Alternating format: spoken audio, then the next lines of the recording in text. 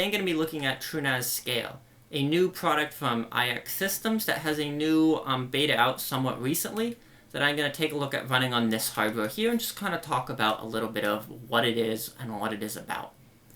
So this adds to the line of NAS operating systems that they've been making. They used to have FreeNAS and then they had TrueNAS. And TrueNAS was designed for the kind of enterprisey supported systems, business grade support. You buy their certified hardware and use it on that hardware. Whereas FreeNAS was kind of made for smaller businesses, home users where you want to use your own hardware, put it on there, and support it and manage it yourself.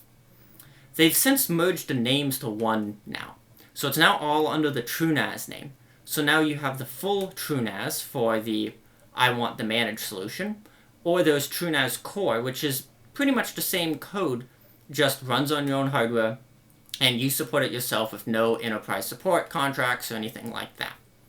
They're adding a new product here, which is TrueNAS Scale. And as the name says, its big feature is scaling across multiple systems. Like normal TrueNAS or FreeNAS, they're adding support for multiple systems to run together to make it have multiple high availability volumes and spread data across multiple systems in a cluster. They're also adding support for much better virtualization and containers and a lot of monitoring stuff. And a lot of that is thanks to their Linux underpinning instead of FreeBSD. The FreeNAS and the TrueNAS products all used to be based off of FreeBSD, which kind of had some of its quirks. Some of the issues are potentially due to it's just a less common OS, so there's a lot less source code made for it. Hardware support was a bit iffier at times. Things like NICs were a lot less supported on FreeBSD often than Linux. It normally wasn't that bad, but there was some weird oddities. Moving to Linux gives them access to things like KVM, which is a great hypervisor built in. Things like Gluster works quite well out of the box, and all of these are now supported. And I think some of the bigger issues with FreeNAS was like bad virtualization support, which people looked into other solutions like Proxmox or maybe even Unraid because of their better virtualization support and ability to do things like PCI Express pass-through, which is essential for some use cases.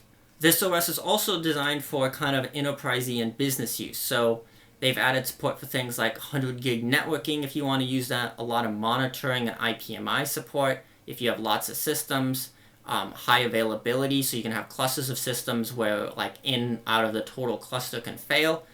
But even with this, from the looks of the roadmap, they seem to still have a good amount of support for any commodity x86 system like I have here, which is great because hopefully they'll kind of keep it up for the home labbers and just people who like to play at home and still make an OS that works great in data center or enterprise. The other great thing is it's still based off ZFS, so it's still running the great same file system, unfortunately with its quirks, but it also has just been a solid file system in my experience, reliable, and does data management and keeps data safe very well.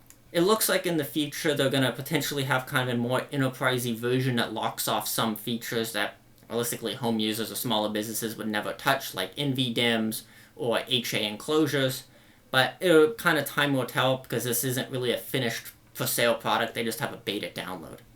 Now that I've done a little bit of an overview of what TrueNAS Scale is, let's take a look at what I'm going to do today. So I have a commodity x86 system right here. This is an older Supermicro dual socket 1366 system. It has dual quad cores, 24 gigs of RAM, 2 hard drives, and 2 SSDs. I'd say this is a fairly normal system to just kind of try it on and just get a feel for how it'll work.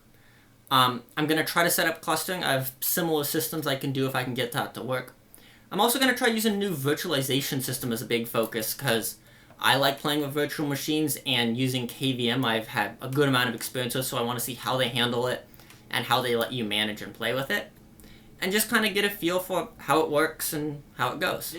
Once I get into the installer, it looks almost identical to FreeNAS and the TrueNAS Core installer. I'm just going to hit install/upgrade. It's now going to list the two devices, so I'm going to just select my 16 gig drive. I'm going to hit OK, and it's going to say it's going to now wipe all the data on the drive. That's fine. I'm going to set a very insecure password for my test environment. Hit OK, and it looks like it's starting to pump out text that indicates it's working. I finished doing the install here and it went pretty smoothly. The one thing I did have to change was I had to use this SSD as an external bootable drive for the OS instead of using my previous USB stick because that USB stick turned out to be too slow. And now I'm ready to select my external SSD with TrueNAS scale on it and see what happens. Well, I'm getting a fun error. So instead of getting like an IP address on the screen or any normal terminal, I'm getting this initramfs pop-up. And what that often means is that it can't read the boot device. So I've tried removing it as a USB device and just making an internal SATA drive. It seems to recognize some other drives because it's saying like SDE, SDD, SDA popping up. I'm going to go play around with moving a few things around and tell you guys what worked for this install. Well, I've gone ahead and changed the hardware of the system I'm using for testing. So instead of that Supermicro system, I now have a used EMC Isilon system here. It's a pretty similar generation, same thing, dual quad core, this time E5640s, I believe. 24 gigs of RAM as well, pretty similar specs. Combination of SSDs and hard drives, now with 10 2TB hard drives and 2 200 gig drives. I tried a couple of drive configs and multiple reinstalls on that Supermicro system, but decided because I'm here to test the hardware and not specifically get it to work on there, I'm just going to try it on a piece of hardware that works. And now it's finished booting successfully, and I can see on the screen here, it shows the IP address I can load it into. It shows quite a few other messages, but because the IP address is working, I'm going to just pull up in my laptop and look at that. So it looks like I get a little pop-up message that says TrueNAS scale, welcome to your new NAS. I get a little documentation site that I can open in a new tab, and I can do that. And then when I click get started, I see a few things. So this is a very similar interface to what TrueNAS Core and the later versions of FreeNAS used.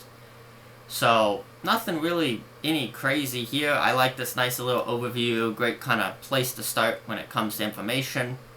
I can see like CPU usage and temperature over the last little bit, my version name and host name, memory usage, and my network IPs on here. So now it's time to create a pool. First thing I'm going to do is name it. So I'm going to call it scale as a name. Call it whatever you want. I'm not going to bother with encryption here. And then, with ZFS, there's a lot of ways to go into it. I'm not going to get in depth, but I'm going to do a striped mirror, basically a RAID 10. You get half of your total space and storage, but it's generally the best performance and pretty good when it comes to dealing with drive failures. So I'm going to move those over. I'm going to hit repeat, which is, I'm assuming, designed just for this use case. So it's going to take a minute or two to create the pool. It's formatting all the disks in my system here. I hear them grinding away. And now I have it. It looks like everything's set up like I'd want, so it's scale. There we go. And what I can now do is I can say add a data set, which is essentially a folder but with more options. So I'm going to call this guy like VMs and use it for VM storage. So I'm going to say like disable sync for best performance. This is just for testing. So I can see like what type of compression do I want. I'm going to do ZSTD. ZSTD is pretty much the best modern real-time file compression you can get. Dedupe's going to be off, and just a few other options. So I'm going to save that. And now I have kind of a sub-volume that I can do whatever I want, at least VMs-wise, on there. And maybe I'll make one more for apps. Now let's take a look at creating virtual machines. So unlike the older versions, this is now based off KVM and Linux, which is, I'd say, a bit better and definitely more supported than Beehive and FreeBSD, which was what was being used earlier. So I'm going to say Linux. I'm going to call it Ubuntu test and just run Ubuntu in it. Looks like it actually doesn't allow spaces. Kind of annoying, but fine. Description, testing Ubuntu. System clock local, if you want a UEFI or legacy. It's interesting you set it to UEFI, almost everything else sets it to legacy by default. I don't want it to start on boot. VNC and bind looks like which interface to bind it to. Looks like it doesn't allow dashes either. So, and then you get the standard CPU and memory, so virtual CPUs, cores, and threads. Because I have a system with hyperthreading, we're going to just say 8 threads. So now it's 2 threads per core. CPU mode custom. It's probably whatever the latest is. CPU model. And memory size, let's go set this up to 2 gigs. And it looks like that's working, right? Next, disks. So select the disk type of AHCI or VirtIO. I'm guessing AHCI is using a SATA controller. I've seen it called different things though. VirtIO almost always has the best performance. on KVM now. So size, let's give it 50 gigs, so we can do a little bit of I/O testing. Network interface, so it's going to be using E1000 or VirtIO. VirtIO has better performance, but it's less compatible. It works fine in Linux. So attached to NIC is which NIC it's going to be bridged off of. It looks like it's just doing bridging off the NIC directly here, unlike Proxmox, which kind of has a virtual bridge that it connects everything to. Might have an option to. Install. I'm going to say upload a file. And now I selected a Ubuntu image to upload, so this is now going to upload from my local computer to the system over the network. It might take a minute because it is a 3 gig image file. While the Ubuntu VM is installing, let's take a deeper look at the shares on this system. So under shares in the TrueNAS scale interface, you get a couple options. AFP shares, AFP's kind of dying. Block shares of iXsystems, Unix shares of NFS, WebDAV, and Windows shares of SMB. SMB is the most common and used by most Windows systems. It's kind of the default Windows, so it's very commonly used. I set up one called Samba with all the default username and passwords. And up on the screen now is a Crystal Disk Mark benchmark over Gigabit, which is about what you'd expect for Gigabit max performance. Nothing really to see here. Overall, the setup was pretty easy, and I can set up users fairly easily as well using the user settings. Permissions can be edited by going under Edit Permissions, and you can either use the Unix-like permissions, where you have kind of the user, the group, and other on else, or you can use the Windows permissions, where you kind of select an individual user and give them specific permissions. I'm not going to go super deep into permissions right now. For testing, I just set everyone can access it. Now let's take a deeper look at the data protection tasks. So most of these tasks are built around the idea of things that protect your data. Scrubs or ZFS basically reads all the data, compares it to checksums it has already of the data. And it'll just tell you, is anything weird. Looks like by default a scrub task is created where it'll run on Sunday of every month approximately, and it'll check every 4 days to see if it's been long enough. So that seems about right. rsync just uses rsync, so I can use it to rsync from one path to another location. Seems like a pretty good GUI. I most of the time just do it in the command line, but kind of TrueNAS and FreeNAS in general are built for people who want a pretty GUI. For networking, we have the interfaces, so it looks like there's kind of the tap interface that's used by VMs, and it looks like, yeah, it's just kind of a tap interface, and then you get the disconnected one and the connected one. Nice, they provide a GUI to tell you which one's connected. Seems like it's grabbing my DHCP addresses just fine. If I want to go and edit an interface to change it to static IP, for instance, I can just actually double-click on one of the interfaces, change things like MTU super easy, add in IP addresses. Under IPMI, it lets me, it looks like, update firmware and change that. And the other super cool thing is this guy opens a new tab that I can put my password in and access my IPMI menu, which is a super cool feature because these can often be hard to find on the network at times. And this guy shows me all my system information, health of the system, so that's super cool that I get a nice interface to that. Credentials is for adjusting two-factor. Let's see how they do two-factor in here. One-time pass, yeah, so then it looks like enable two-factor, confirm, and it's probably going to provide me a little QR code to use something like Google Authenticator with. So now I have a phone, so I'm going to just try scanning the QR code on the screen, and cool, I just got one. So I'm going to go log out and check if this works on here. So yeah, it gives me a new little box to access my QR code in, and then I'm just going to put that number in, and it should just log me in. So that's super cool. Quick, easy feature. Super nice that it works easily. Let's go take another look at virtualization.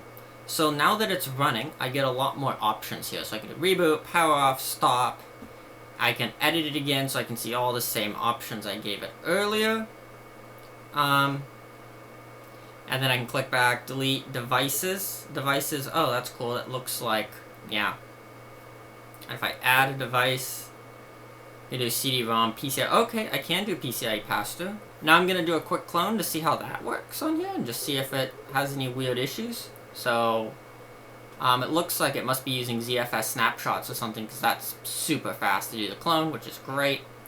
And if I do another VNC for my cloned VM, yeah, same thing. boots up, same OS, super cool. Yeah.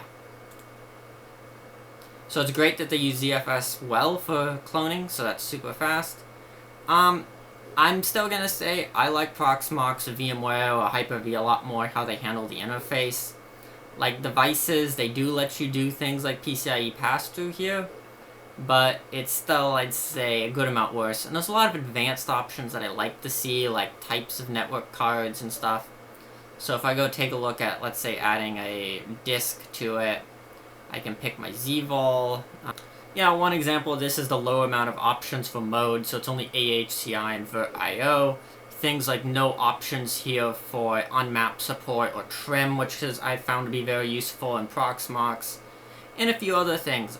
It's definitely not bad, and I think it's more than enough for most uses, but I'd like to see more, and I've definitely used those additional features in my Proxmox system for more edge case OSs and uses to get a little bit more out of a system. Since they're running on KVM, they do have the option to use all these options though, so they can relatively easily add kind of the GUI checkbox to give you the option in the future, which is nice. App support. Looks like you get 4 apps here by default, or it looks like it's just running off Docker, so you can just download and run whatever Docker image you want on here and use Docker. I'm going to try installing Nextcloud and Plex on here just to see how that works. And it's going to just start a job, and it's going to start running a little bit of install for this. One funny thing when I'm installing the Nextcloud is you can see that's chugging out a lot of stuff just on its display right now. It looks like it's doing a lot of just device creation and creating things and creating a lot of volumes that it's just pumping out to other user to see. Oh, one weird bug with applications it looks like. I've already installed these, but sometimes it takes a sec to show it from installed applications here. Here I go. I have 2 apps installed, and now it's just thinking. It'd be cool if they cached it, showed up faster, because I kind of was like, oh, I want to install apps, because I don't have any. But it just took a sec to show. And we can click Portal to easily view my little Plex portal. So, it's a new Plex server. And now I got Nextcloud ready, so I'm going to just try opening its portal. And, oh, that seems to be a bug at port 9001. So if I actually put the IP in. Yeah, there seems to be some weird bug where it says active 2 out of 2. I think I might have accidentally created 2, but I tried deleting them. I'm not sure what's going on. I'm guessing it's a weird issue due to how it created 2 of them instead of 1. Now that I've been running some stuff for a little bit, I can take a look at reports. So I can see my CPU usage actually has been quite low for all the stuff I've been installing and playing around on here. Nice little graph on here. Idle was always 100, which is interesting. That seems wrong to me. System load, standard Unix system load with the different time periods. And nice zoom in and out. Disk I/O. So it looks like the default one is temperature, and then I can also select I/O. Let's do just I/O, and then I can see read and writes on all my drives. So, which one of these are actually doing all the work? They're doing about the same.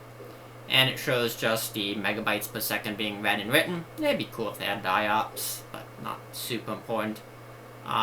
Next one, memory. Yeah, memory usage, so that looks cool. I wish it presented as like ZFS cached instead of that. Instead of just like cached, because that seems way too low for an L2 arc. And then what else? Partition, and I just see the amount of free space. That's cool. That's a lot. Hate to say they should change that, but this feels like there's too many.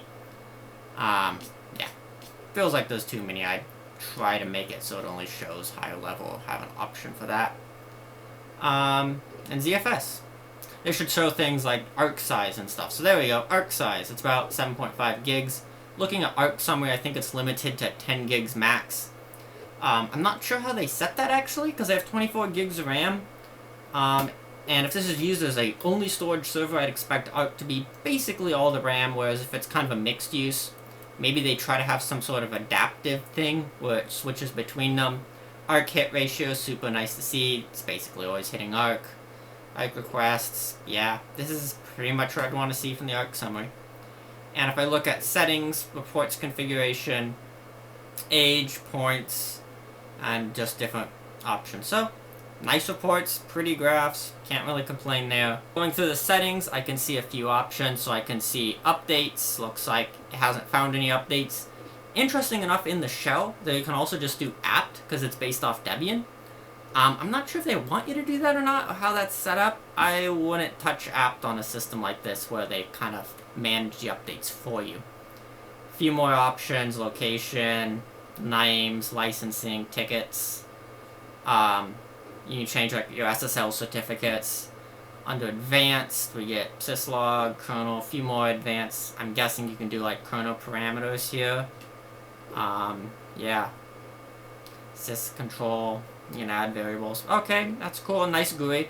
Under the boot menu, it looks like it's mostly settings for the boot pool and kind of boot settings, because the boot pool is like hidden from all the normal storage things because you don't want to accidentally touch it.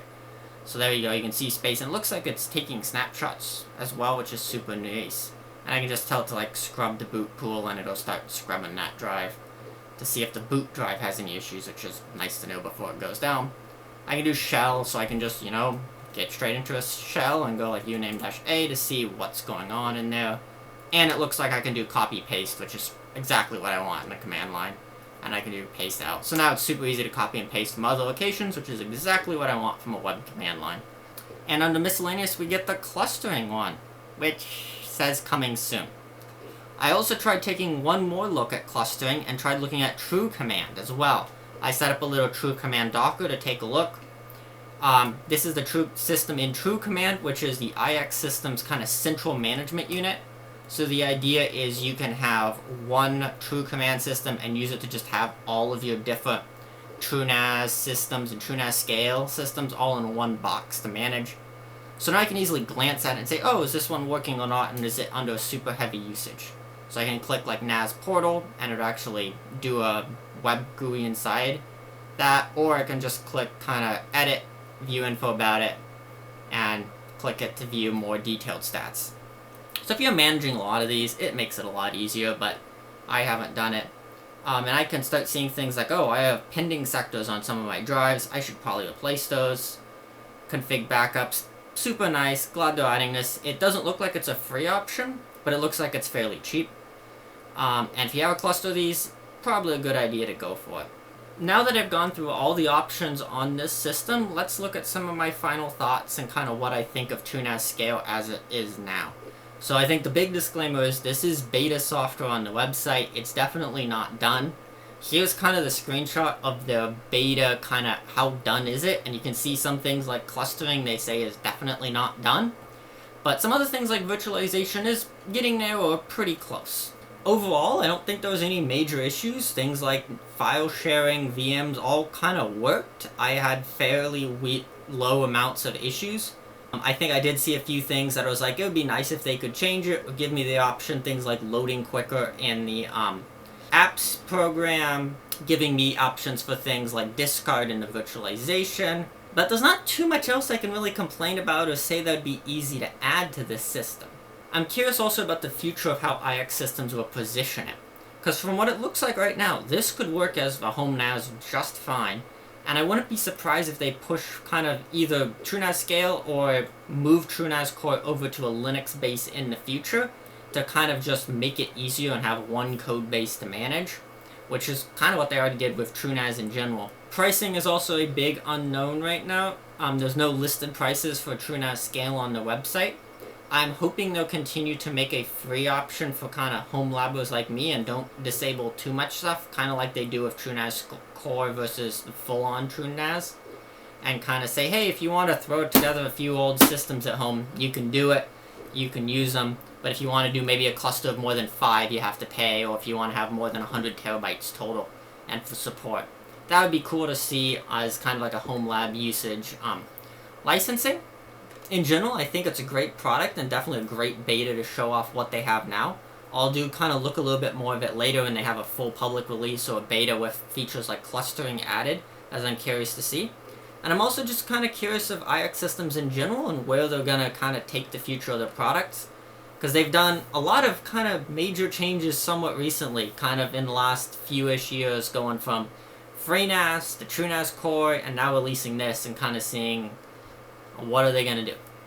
thanks for watching this look into this beta of TrueNAS Scale, and subscribe for more future videos and probably a future look at this guy in a cluster once they finally add that feature.